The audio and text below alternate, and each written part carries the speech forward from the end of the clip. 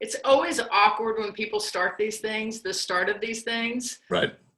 So we will embrace that awkwardness and just go for it. Right. And I think we're good to go. I'm Deb Neuman, president of the Bangor Region Chamber of Commerce, in my den at home. And Shelley Sund is with us, our director of marketing and events with the chamber, working her technical Zoom, Facebook Live magic. We are calling this our Power Hour. This is a brand new event for the chamber. Just like all of you, we're reinventing ourselves as we go. And we want to feature different sectors and talk to different organizations and businesses within these sectors about how COVID-19 has impacted their business, what they've done to adapt to it, how the community can support, like if any of us can figure that out at this point. So this Power Hour, oh, also I have to mention, thank you to Amera. Amera stepped up to sponsor this event, so we're grateful to them. Get it, Power Hour, Amera, it's beautiful. So we're talking about the arts today, the performing arts, and we have Brian Hinrichs joining us from the BSO, Bangor Symphony Orchestra, Bari Newport, Penobscot Theater, and Danny Williams, Collins Center for the Arts. So thank you all for being with us this morning. It's great to see all of you. Thank you. Yeah. And we also are taking your questions and comments. So you can put them in the chat. If we are on Facebook Live, you can post comments in the comments or private message the Bangor Region Chamber of Commerce, and Shelley will get that information to me. In fact, I'm going to turn my chat on right now. So this is going to be just an informal hang out and find out what's going on. Brian, let's start with you.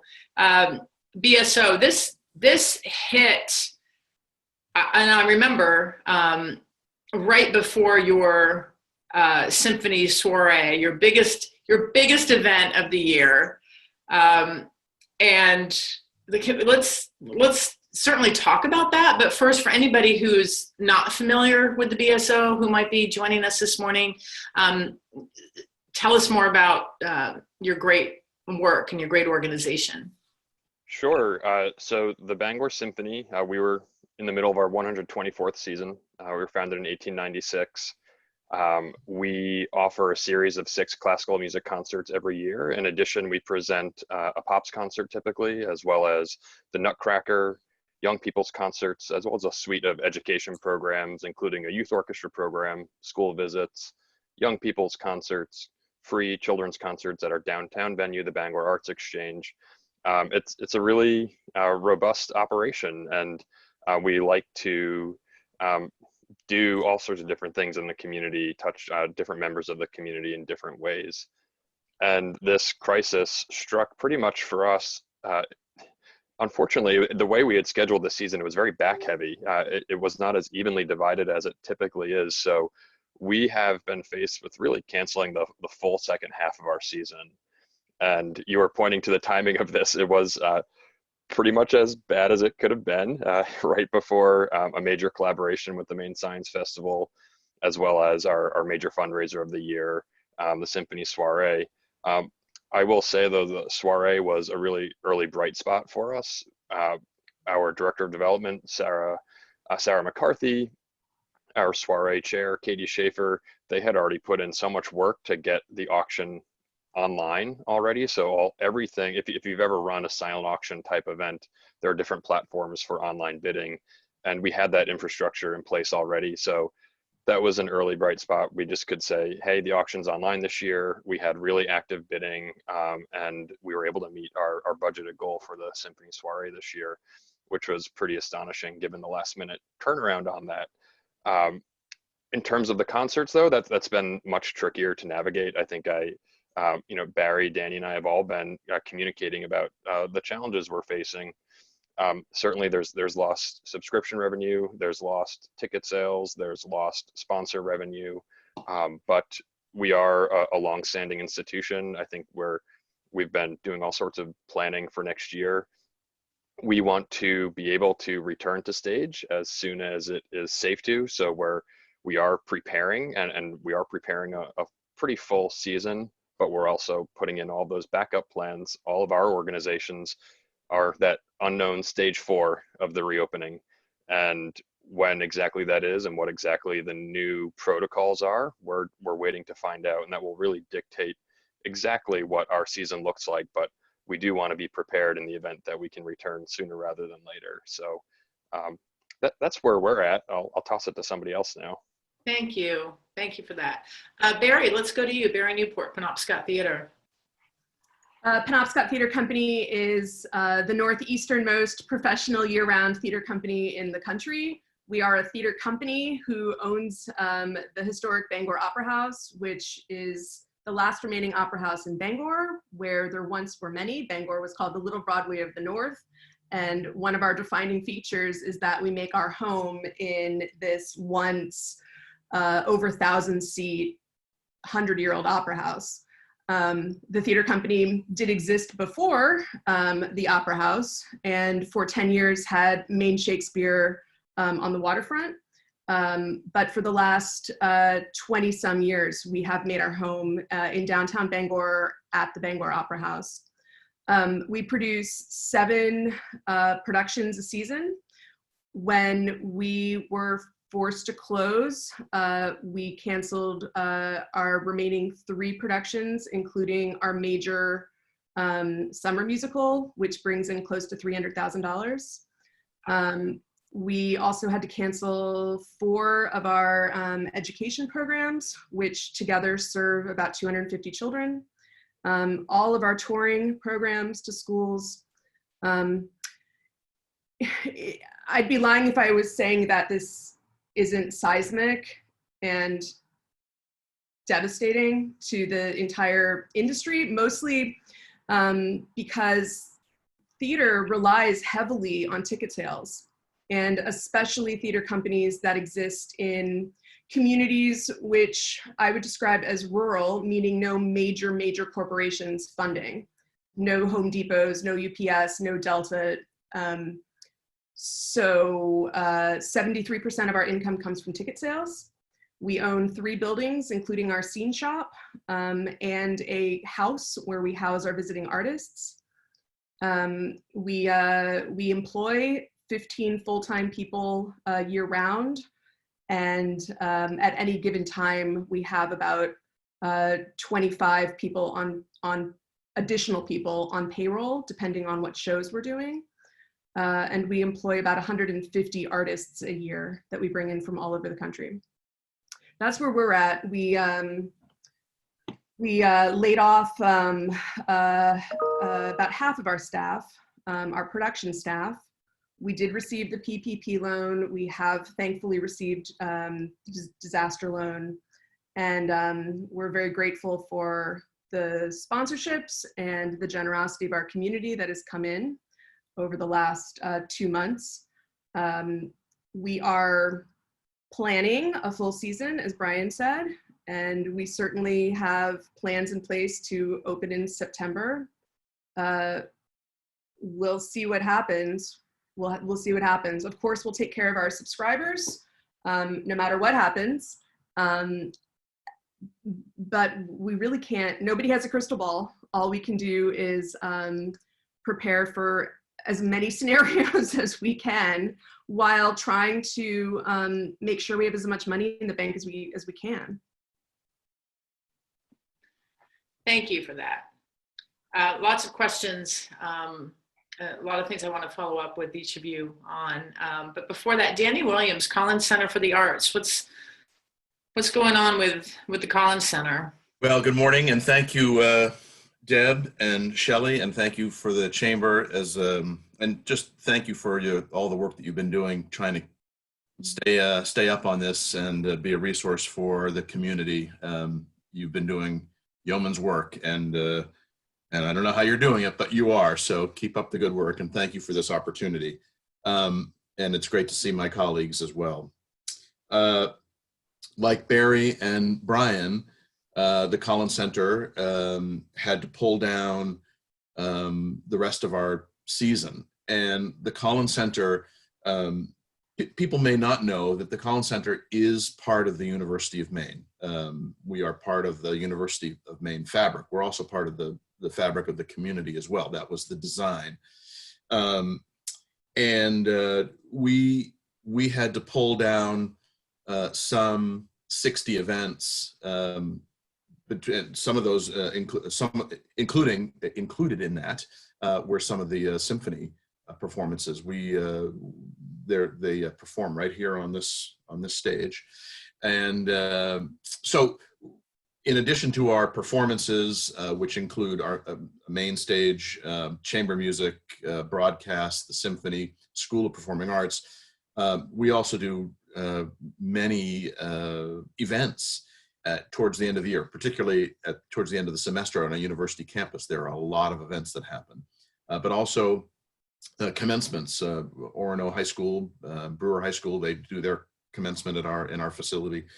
Those all had to be pulled down in very short order. So I think Barry's word of seismic is accurate, and I don't think that I think that word probably applies to just about everything that's happened.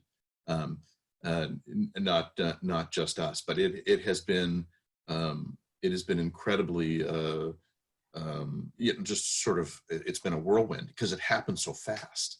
And now we're sort of left with wondering what is going to happen. So we have tried to stay engaged through our website, but I think the point that I'd like to make is, and I think this is probably true for a lot of things, but especially for what it is that we do, there is no substitute for live performance, none. I mean, by definition. So you can't recreate what we do. You can film it, you can show it live, but you can't experience it live. And there is absolutely no replicating that. And so try as we might, it all falls a little short. There's been great innovation out there. There's been a lot of free stuff. We have tried to aggregate a lot of that on our website, showing performances and resources, and it's we've sponsored a talent show. We're doing behind the scenes look. We're trying to stay engaged that way. But at the end of the day, there is just no substitution for a shared experience, and that goes for athletics too. It's not just us, but when people there's no substitute for people gathering together, and that really is what's so difficult about this. It's very hard to it's impossible to recreate that without actually being physically together. So so the challenges are vast, and as Brian and Barry have both said, the outlook is uncertain. There is the information is coming fast and furious. Sometimes it's very uneven, and we're just going to have to make the best decision we can at the time. We have contingencies in place. We're planning to have a season, but what that season looks like and the parameters, and keeping the audience safe, keeping the staff safe, and keeping the performers safe. There are all elements of that, and if any one of those falls short, the show really can't go on. So we have to take into consideration all of that and all of the other things that need to be considered, from cleaning to to concessions, to everything. It all has to be thought through. So, but other than that, it's great. This is such a hard time, and you're absolutely right. Those of us who love going to your performances, we're grieving that loss too, right? Just going out and being in a room with people and enjoying what you provide as a community. It's not the same this way. So we miss you. Absolutely. If you're just joining us, and we have a number of participants, and Shelley informs me, many are from your industry, which is pretty cool. I'm Deb Neuman with the Bangor Chamber of Commerce. Shelley Sund is on this as well, our Director of Marketing and Events. And this is what we're calling Power Hour, where we feature an industry. And it's really intended to be very informal. Bring your coffee, hang out with us, find out how everybody's doing, and ask your questions. So you can ask questions in the chat or the Q&A. I know I'm just looking, Shelley's texting me. So you know what it's like producing. We're producing behind the scenes. We've been trying to get this up on Facebook Live, but Facebook Live has been giving us, it hasn't been working very well for us the last couple of days, but that's okay. There's a question. This is interesting. So these questions are about thinking about your performances and thinking about reopening. Mm-hmm. Is it allowable or possible to have live events and space people out? Mm-hmm. So maybe there's a seat or two, and does that work in terms of economically? So that's the question. Fewer people, more space between them, right, but a reduction in ticket sales. Bari, do you want to tackle that one? Yeah, I mean, it's very much on all of our minds. In our case, like I said, 73% of our income comes from ticket sales. So we did a budget that we budgeted the whole thing at 30% to see what that was like. I reduced the size of the shows with the notion that smaller shows will be less expensive. Obviously, the most expensive part of producing a theater production, are the number of people in the production or backstage. So we tried reducing the number of people in the productions, and to see if we could get away with having 100 people. And for us, 6 feet distance, we measured, is every 2 seats and every other row. Of course, things get more complicated when you start thinking about groups. Oh, here's 2 people who have been quarantined together who want to sit together. And so it gets a little bit more complicated, but essentially we're looking at between 75 and 100 people per performance. And the short answer is we cut $1 million off of our budget. Our budget is 1.8 million, and we cut $1 million. I cannot tell you right this moment that it is possible for us to continue as we have on that budget with 3 buildings. And that's honestly where we're at right now, trying to figure it out, trying to see if we have partners out there who can help us get through this very difficult time, not to mention all the added resources and expense and confusion just around how to handle the lobby with people in there, how to handle intermission. Can we not do plays with intermissions? How to handle concessions. Can we not have concessions? Can we not do tickets? Can we not have playbills? Can we not rehearse with people who are not husband and wife, etc.? At a certain point, it gets to be a totally different experience, and one has to wonder whether the smartest thing is to hold on, wait, and try to produce at the level we were producing, give people the experience we were producing pre-pandemic. Those are really the questions that we have right now. The short answer is it's in our particular business model, running a professional theater where we have union members who must be paid a certain amount in an enormous building. It's very difficult. We are still trying to figure out another way. Thank you. Brian, go ahead. We have many of the same considerations right now. There is talk of what a socially distant seating map looks like at the Collins Center. I think the short answer is that if you were to do that, you cut our revenue potential down by close to 75%. And then you just can't produce the same type of concert that you would traditionally. And that's also, in all of our evaluations, the added wrinkle for what we do, which is bringing 70 musicians together on stage. And they come from throughout Maine. They come from Boston. They come from New York. They come from across the country. So there are a lot of health considerations about the health and safety of our musicians gathering on stage. We're following all of the research being done, particularly in Germany, on how the virus travels among different instruments, what a socially distant map for an orchestra might look like in addition to an audience. So that's all part of what we are evaluating, but I think I land somewhere where Bari does, that it would not be the same. So one of the guiding principles that we're sort of following throughout this is that we want to keep our audiences and our musicians engaged throughout the crisis. And right now that means a heavy focus on digital. We are doing weekly video premieres on Mondays and Wednesdays of musicians performing at home and educational content. We have a production lineup for those through the summer.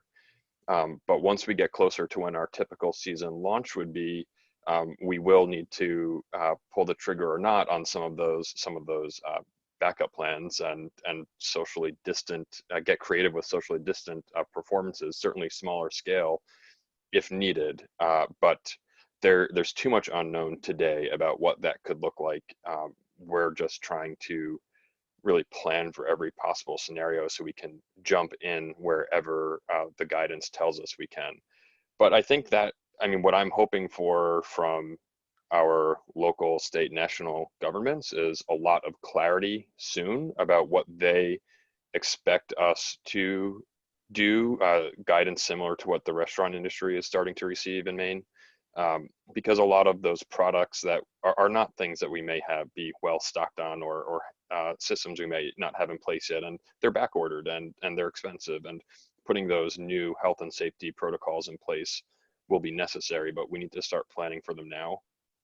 The other, jumping around a bit, but the other sort of message that, you know, again, Bari was alluding to in terms of partners in the community, with the chamber audience here, I do want to sort of issue a plea to our corporate partners in particular to maybe rethink your mindset around what a sponsorship looks like.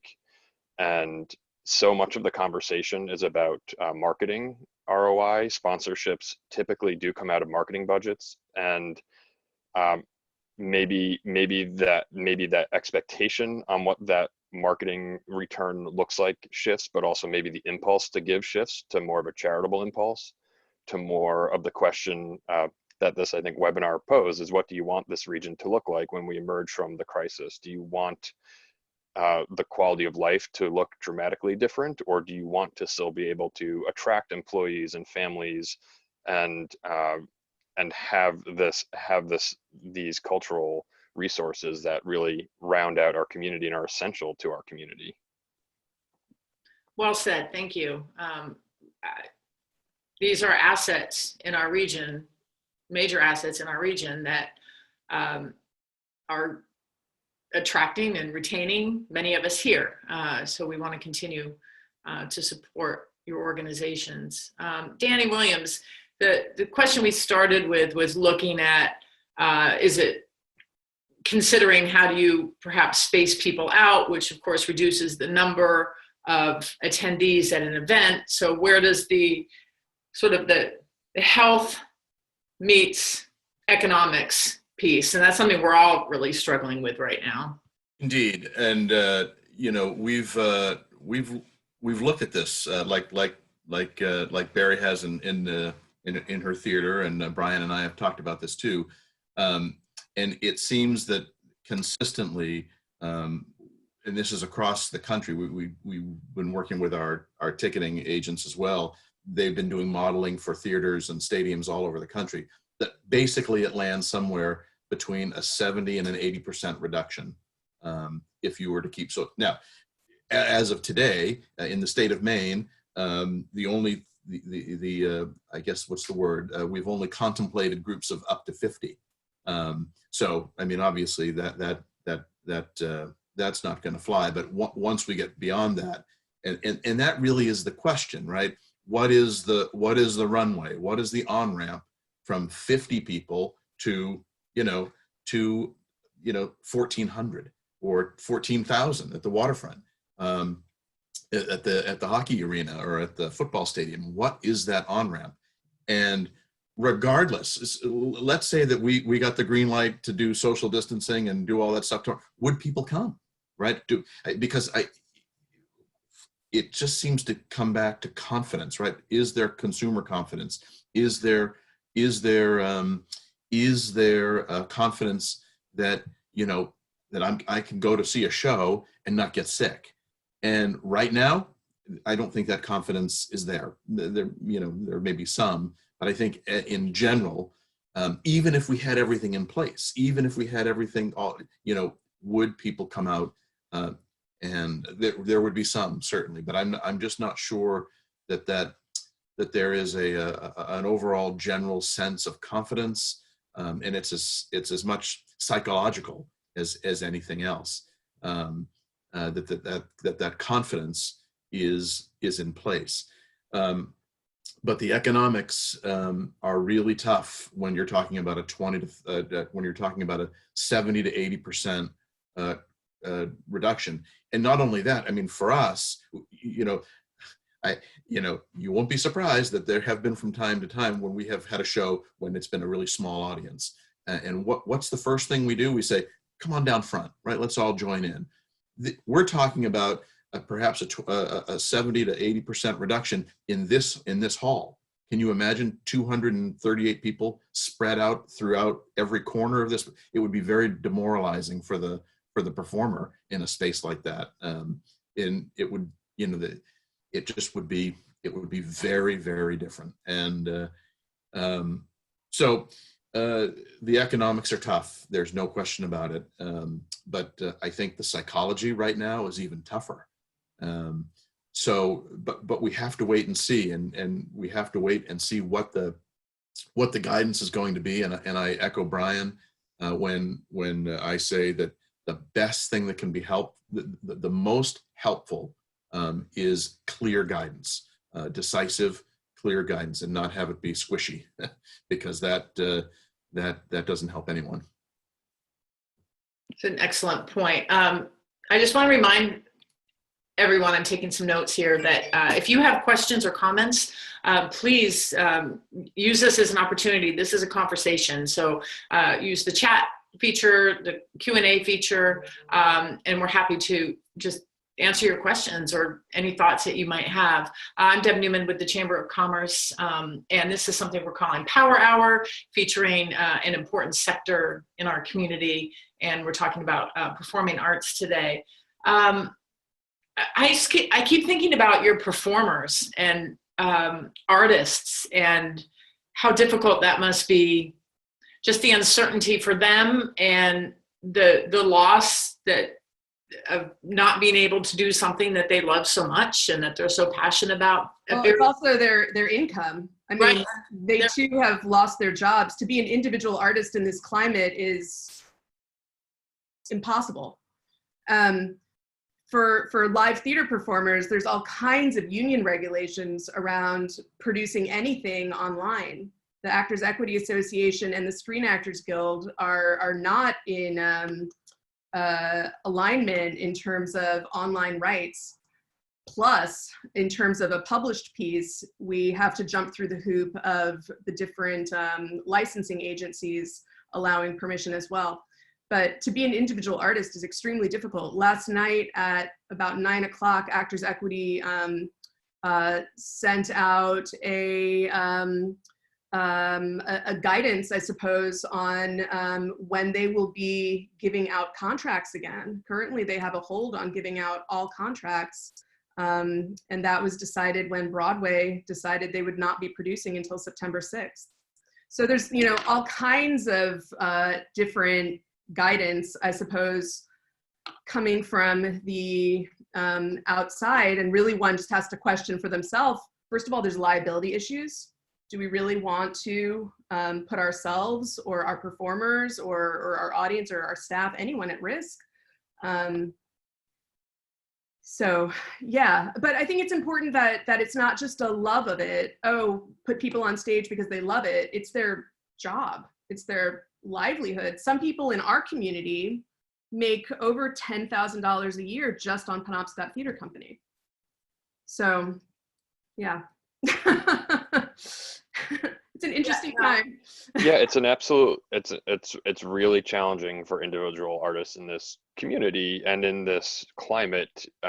You know, our musicians, everybody brings a different background to the stage. Some are full-time musicians, and for them, that's not full-time with the Bangor Symphony. That's piecing together a full-time livelihood from performing with different orchestras around the Northeast, or with private teaching, with wedding gigs, with XYZ, and right down to the weddings, that income has dried up, and the guidance for independent contractors through the PPP program and through the state's unemployment program for independent contractors has been extremely confusing. Tons of challenges because of that mix of income, that makes it not a clean and straightforward process, which is what individual artists need to get that relief at this point. So yeah, it is a really, really hard ecosystem that already, and now this just makes it, you know, catastrophic. Also, many of their health insurance premiums are tied into their work.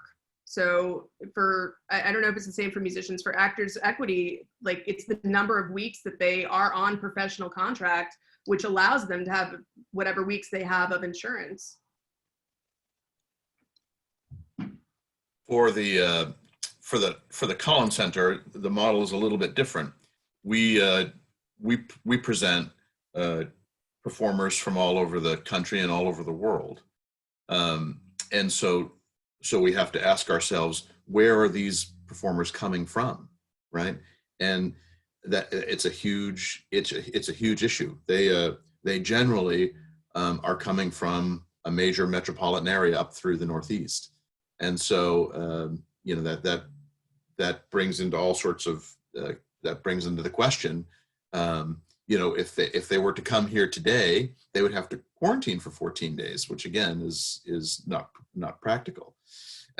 So that it's a real question, and certainly for the performers themselves, I mean, as Bari and Brian have alluded to, the pain is significant. I mean, as it is for a lot of people. But since we're talking about the performing arts, again, it's hard to do it when you're not doing it. And I know that sounds strange, but when there's not a stage, when there's not an audience, when there aren't performances, and it goes from, you're gigging all over the place, and then it stops immediately. It's really tough, and we don't know how it's going to emerge. We don't know how these tours are going to come back up. We don't know what the routing is going to look like, and and again, it's so uneven across the country right now, that as I talk to managers and we talk to reps, they're thinking, well, can you start in one state and then you have to skip 4 states to get to another? Well, those other 4 states are where the tour goes into comes into place. So we rely on routing. It's really, really important, so that they make stops along the way. But if there are some states that are different, that they can't stop in and they have to go around, then it doesn't make sense. So there's a lot of things to iron out, and again, more questions than answers at this point. And there's just so much uncertainty too about, how can you begin to plan a season or a performance and not know how far you can go with it.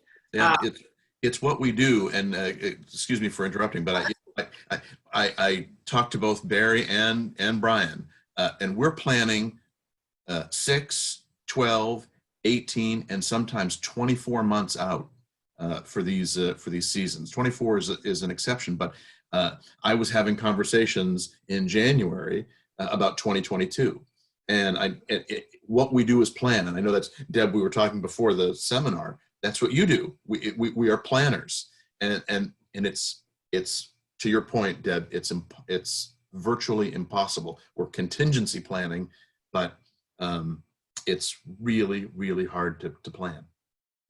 Yeah. We have a question. I think the conversation about the impact that this has had on actors and performers, and is there anything the community can do to help support your performers? Is there anything happening or anything that we can do? I think it's limited right now. Unfortunately, I think it's you can't. It's hard to buy tickets to performances that aren't happening, because the best way to support performing arts is to buy tickets and attend. And certainly long term down the road, that is what that is what our hope is that when we do come back, and I believe we will, that people will participate and will attend and support live performance. Certainly now that it is gone, I hope people, and I'm one of them, will never take again for granted being in a group of a group of people watching a live audience, watching a live performance, excuse me. In the short term, it's limited what we can do to help our artists. I don't know if Brian and Bari have other thoughts on that, but it's not easy at this point. From an institutional perspective, the most important thing is to make sure that, in our case, Penobscot Theater Company exists so that we can offer work to the 150 people a year, not to mention our staff of carpenters and artisans, and directors and designers and choreographers who you don't even see, in the future, again, that we can make our economic impact on our region. For the individual artist, I think that there's a dearth of, especially for performing arts artists, a dearth of resources available for the individual artist in terms of funding, emergency funding that they can receive. But I also can't underplay the fact that these venerable institutions have to exist in order to be able to give people work. That's one of our primary joys, is giving other people work. And there's many of us all over the country that are woven into this fabric of supporting hundreds of thousands of artists' lives. Yeah, for individual artist relief, there is, in the state of Maine, the Maine Arts Commission has a nonprofit advocacy wing. The Arts Engage Me is the name of the nonprofit. They are issuing $500 emergency relief grants to performers, artists, musicians. That's Arts Engage Me. You can make a tax-deductible donation to that fund. And so that's one way in the state, but I echo what Bari says, and what Danny said, supporting the institutions so that we can be prepared to hire back our musicians when we are performing again is really key. Bari has subscriptions on sale for next season. We will be putting our subscriptions for an altered season on sale in June, and we will be really clear that we will do right by our subscribers, whether that means postponing, rescheduling concerts. We have backup dates in place for our fall concert, for example, which is something we've never had to do before. And also just having a really flexible refund policy, for example. We want people to subscribe with confidence, and that we will meet our subscribers where their needs are, and we will use that revenue to deliver performances in whatever shape they will need to take place. Brian, I've been thinking about it too in terms of purchasing futures. Like how people purchase futures in stocks. It's the same. People are, when you buy a subscription, you are investing in the future of the company. You are giving the company the funds we need on the front end of the season to produce another year of professional theater in our case. And this is no different. What you are doing is purchasing a share of the future of the company. The Symphony's been around for over 100 and, what is it, 120? We're entering our 125th anniversary season. Okay. So yeah. And we've been around for 47 years. That's a really, really long time to be supporting a very complicated, difficult arts organization, and this community's done it. And the Collins Center, how long has the Collins Center been? Next season would be 35. Right, these are big numbers for regions to be supporting year after year after year, and we can really only look to our closest circle, and those are our subscribers. So yes, we will do right by all of our subscribers, but we also need them to believe in us and our future. Well said. Well said. Love that. A lot of questions coming in, and some comments that I will share with you offline, just some suggestions for unemployment assistance and that sort of thing. But this was an interesting one. Do you think that because we are more of a rural community with lower cases compared to some of the major metro markets, that may give us an opportunity to pick up shows we otherwise would not get? Will shows prefer a higher volume of tour shows in more rural areas? And because again, we don't have a high incidence, knock on wood, of illness. So could our ruralness be an advantage? I think again, we're considered a roadhouse, which we bring in shows from outside. The answer is maybe. That is an interesting question, and let's just be clear. As we were just talking about, I think artists and performers want to perform, so they'll go wherever they can. And if the opportunity to perform in more rural areas is more available, then that is where they will likely try to perform. So the answer is there's a chance. I mean, that is a possibility. I would consider that could happen, that we could pick up some shows or some performances that perhaps we might otherwise not get because we've opened up sooner, perhaps. So the answer is, I mean, it's an interesting one to think about. It's a good question. But yeah, there may be, but ultimately they're going to want to go where they can perform. And if that is in rural areas because the threat is less, then I could see that as a possibility. Yes. So Danny's bringing shows in from outside. We're producing our own shows. So we're actually, our name is Penobscot Theater Company. We're a company of artists who make our own work. And we have a local ensemble of actors who we look to first to put on our stage, but we expand that company every year by over 150 people, both on stage and off. We hope that because the incidences have been low, that our ability to open up sooner might be there. Again, I want to make sure that just because someone wants to perform, that they're safe in doing so.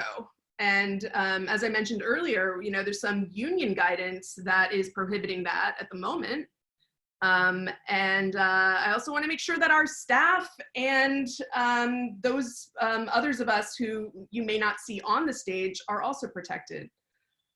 But yes, there's hope that we may be able to open before Broadway.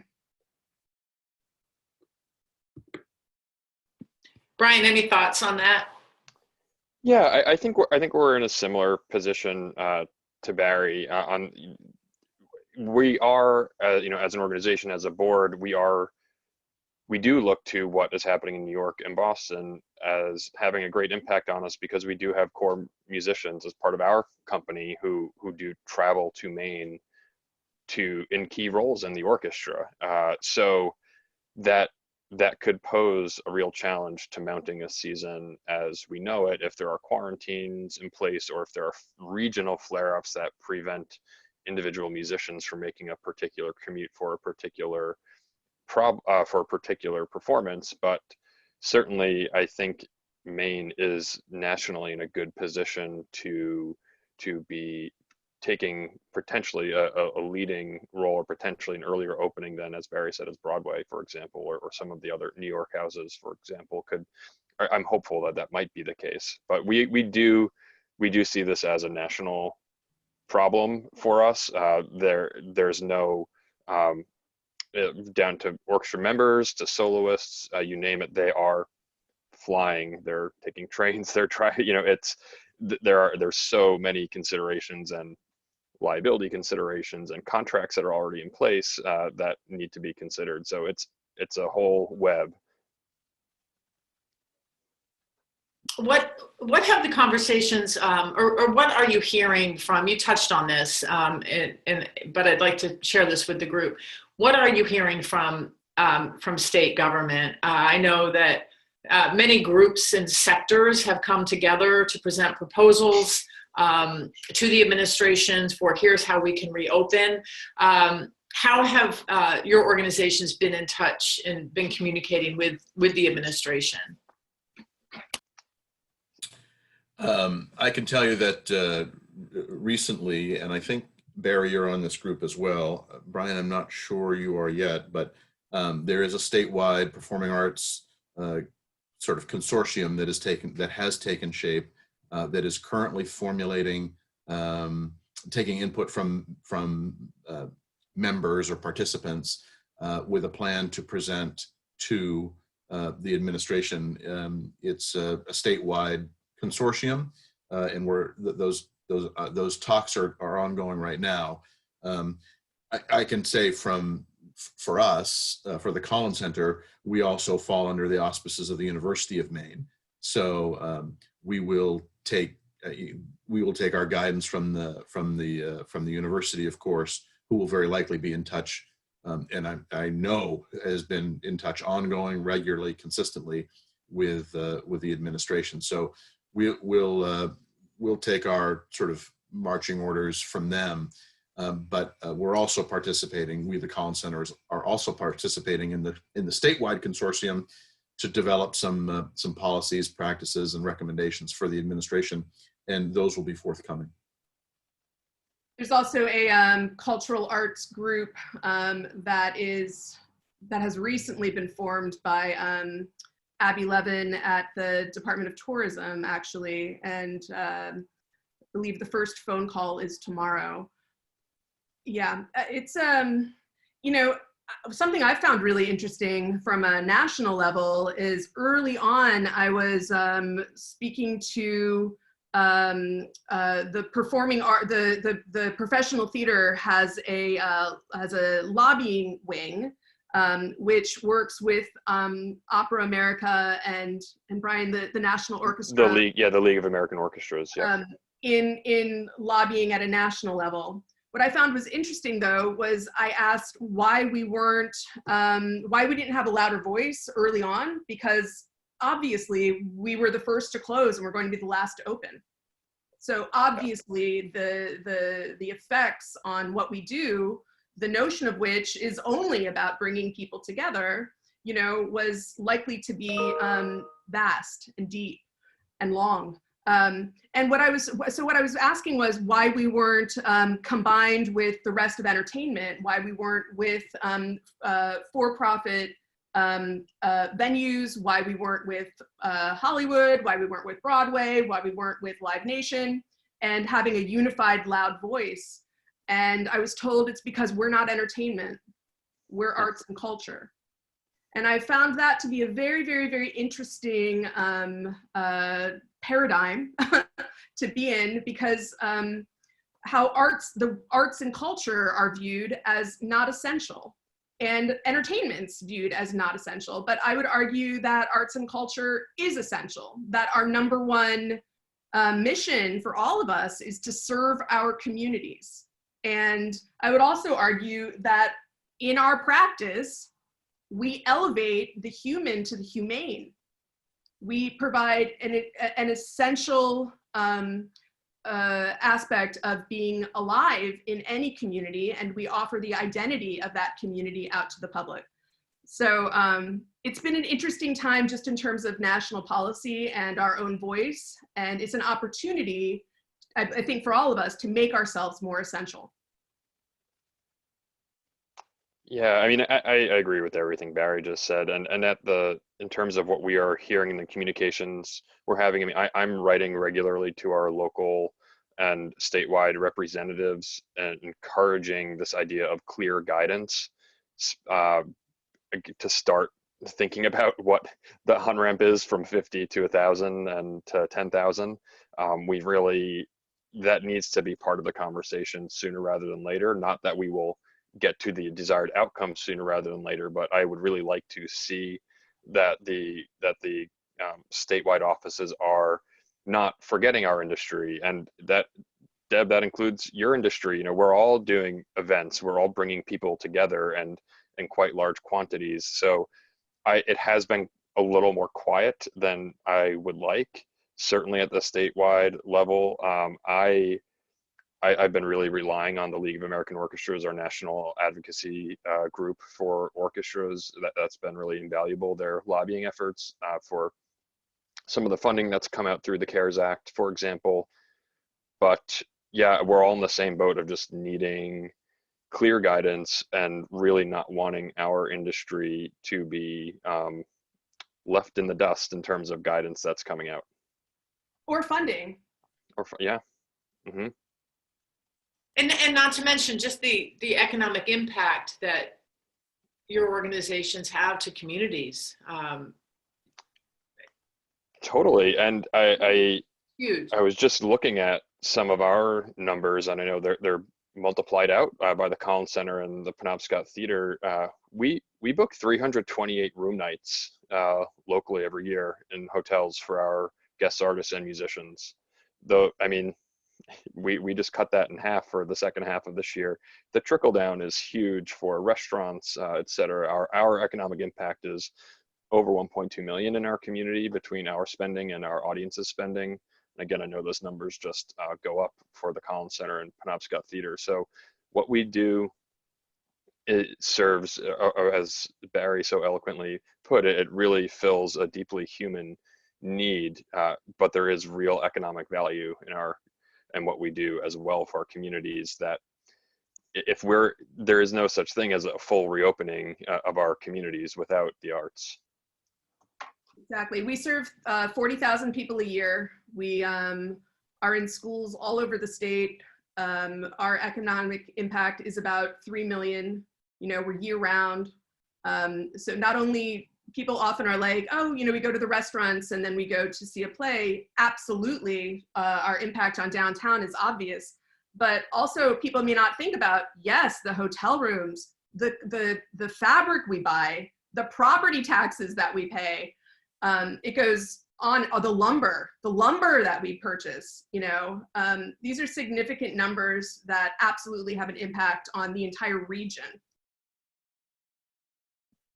Danny, do you want to follow up on that? Just to say yes and yes. The impact is significant, and you know, for us, it is. We had the Margaret Chase Smith Center do an economic impacts study for us, and it's millions. Both, and that was just looking at our ticketed events, right? Because we can see where people are coming from. When you start adding in things like the Collins Center being the host for new student orientation and accepted student days, and for you know, for all of the other events, both performance related and non-performance related, it's hard to measure because we don't know, they're not ticketed. We don't know exactly where they're coming from, but we know intuitively that it has a massive impact. And so, and it's the big stuff. It's the hotels right down to the little stuff, Dispenser's ice cream, and everything in between. And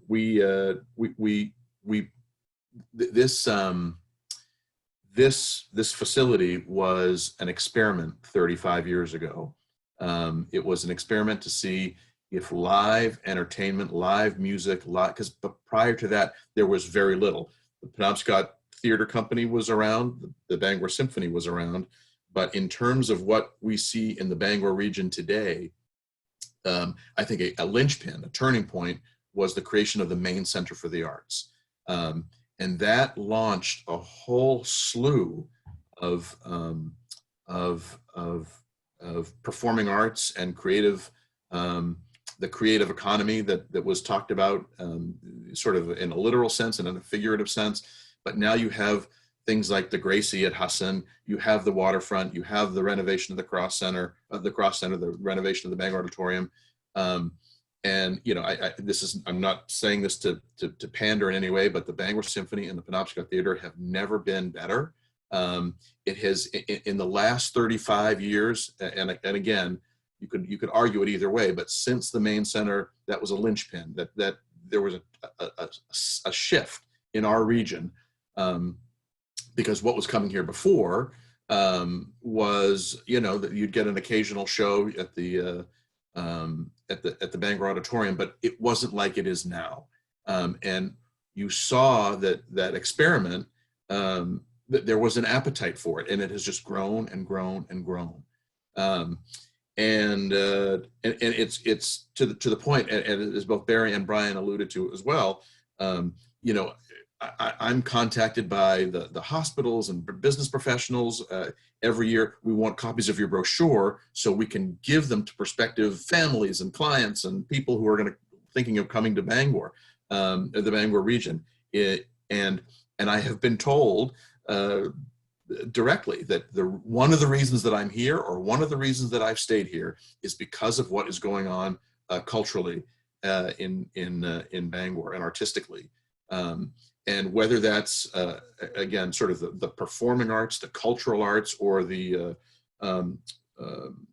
you know, or the commercial arts, perhaps, whatever you want to call it. There is so much more that is going on if you take a sort of a historic look in the last 35, 40 years. The impact has been phenomenal. And to have it come to such an abrupt stop is, let's say it's not a stop, it's a pause, an abrupt pause. But we are essential to the fabric of our community. And it's not just because that's my job to say it, it's because that's what people are telling us by showing up in such incredible numbers. So that's my follow-up. I'm sorry to have rambled a little bit, but I think it's important to say that. Thank you. We have just about 2 minutes left. And first I want to remind everybody that we are recording this and we will post this on our Facebook page. I'm going to send a direct link to Commissioner Johnson at DECD. We have a very good relationship, and share this with anybody. This has been really helpful. Claire Davitt from the city just posted something I want to read to you. I just want to say thank you to all of you. At the city level, we're pushing for information, clarity, and guidance for all of our businesses from the state. The impact and loss is huge for all of us, emotionally, economically, mentally. As I think Deb said, thank you for all you continue to do, and we'll keep being here for you however we can. So there's a lot of support. And I hope you feel that today, and I hope that people will be in touch with you. Your point about, I just want to end with, how can we continue to support you now, today? And if you could just circle back to that before we wrap up, that would be important. Brian, you want to go first? Subscribe, donate, sponsor, and we're posting all of our videos that we're creating at bangorsymphony.org/music, and we want to keep you engaged and entertained throughout this really difficult time. Thank you so much for joining us. Bari, Penobscot Theater Company. Well, I just want to remind everyone why we're all nonprofits to begin with, and that is that the work that we do is the arts in this country are nonprofit because our mission is to serve our communities. It's not to do show after show after show that make money. So therefore, we rely on our community's support in a very democratic way to say, we want you here, we want this here, we need this here. And so now we really do need to look to our community to say, to show us, we need you here, we want you here. And all I can do is implore our region to support us with your subscription and with your sponsorship, and to believe in us. Thanks. Thank you, Danny Williams. Yeah, I don't have much to add. I don't have much to add beyond that. It's all of the above. I think that, and you know, in the short term, you know, and again, thank you, Deb and Shelley, and to my colleagues. Thank you for doing this. This is a big, you know, don't forget us, right? In the short term, don't forget us. But you know, for the Collins Center, visit our website, you know, engage with us that way. But I think I speak for all of my colleagues who are on this and beyond, that when the time comes, and it will come, to buy tickets and support live entertainment and live performance and live culture and art, and experience it when we do come back. And because what we do is we celebrate being alive. And I think that's what we're all missing right now, right? You got that right. Experience that together. You got that right. Yeah, we're all looking forward to that. This was great. I can't thank you enough. Thank you so much for doing this with us today and having this conversation. Shelley Sun, thank you for producing in the background. We are, again, recording this. We'll post this on our Facebook page. I want to thank Amerimain for sponsoring our Power Hour, our very first one. We'll continue to do this, and we want to continue to engage with all of you. So anytime you want to do something, you let us know. That's kind of the nice thing about this technology. It's pretty easy to just fire something up and make it happen. Wow. So. Again, Bari, Newport, Penobscot Theater Company, Brian Hinrichs, Bangor Symphony Orchestra, Danny Williams, Collins Center for the Arts. Thank you so much. And we're all thinking about you. Virtual hugs all the way around. Anything we can do, just let us know. Okay. Thank you, Deb. Thanks for doing this. And thanks, Shelley. Thank you, Shelley. Bye. Thanks all.